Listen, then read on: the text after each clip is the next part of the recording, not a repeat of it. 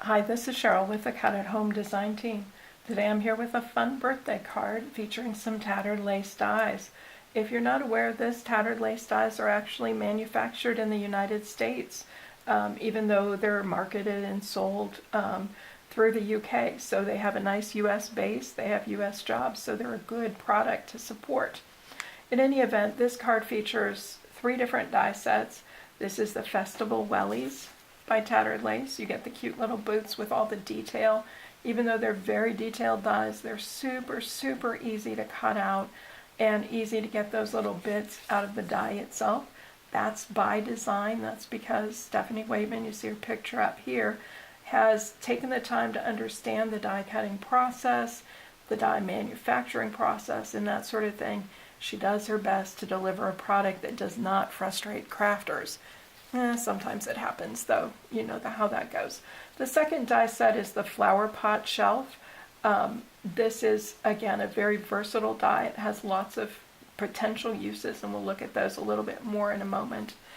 And then the sentiment at the bottom, Happy Birthday, is from the 2014 sentiment set. All of the Tattered Lace sentiment sets are just absolutely very nice.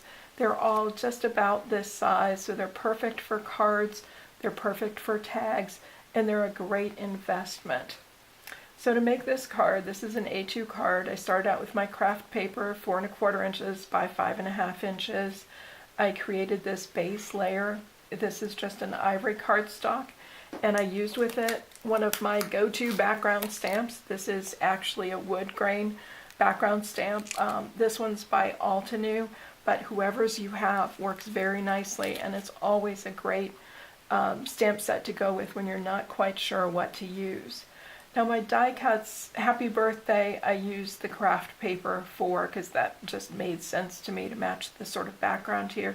But all of the other die cuts, I cut from a white mixed media paper, and I'm going to flip this over just to show you more clearly. So this is what they look like cut out from that white mixed media paper. It's a Strathmore paper. I used it because I wanted to color these with my distress markers, and mixed media paper just accepts that ink so nicely. It's easy to get a nice uniform coloring and a good finished product. What I like about the Tattered Lace dies is there's usually a number of different uses that you can find for a particular die set. I have to admit, with the wellies, I haven't quite figured that out yet. But let me show you some fun things you can do with the flower pot shelf. Again, this is how it cuts out. This is exactly what the die will cut for you. And then we can see laid out on this blue piece of paper, if I separate out those pieces, these are the various elements that I get. So you can see on my card here, I cut the banners off the bottom. I didn't want to use those in this particular card. But you also have the opportunity to just have the plain shelf. You can cut the flower pots and use those up separately in a scene. You can use the little snail separately. There's so many things you can do. You can mix and match these pieces parts to get a lot of versatility out of the dies. For example, let me show you a fun design with the banners. You can just set those, kind of angle those on an A2 card and keep layering them around, and you have a nice sort of banner array.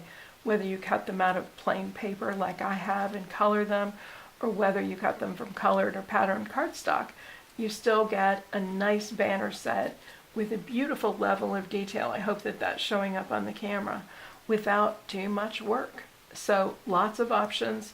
If you do like I do and cut a piece off, make sure you save it because you'll use it another time. As you're coloring in, I would suggest you also pay attention to the details.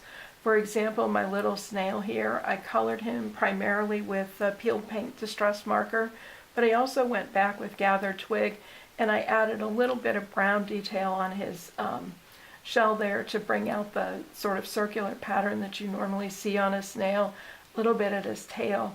And then I came back with a black gel pen and I added a little eye, which you can barely see, and I added some antenna for him, which he doesn't have in the die set. They're just too small a detail.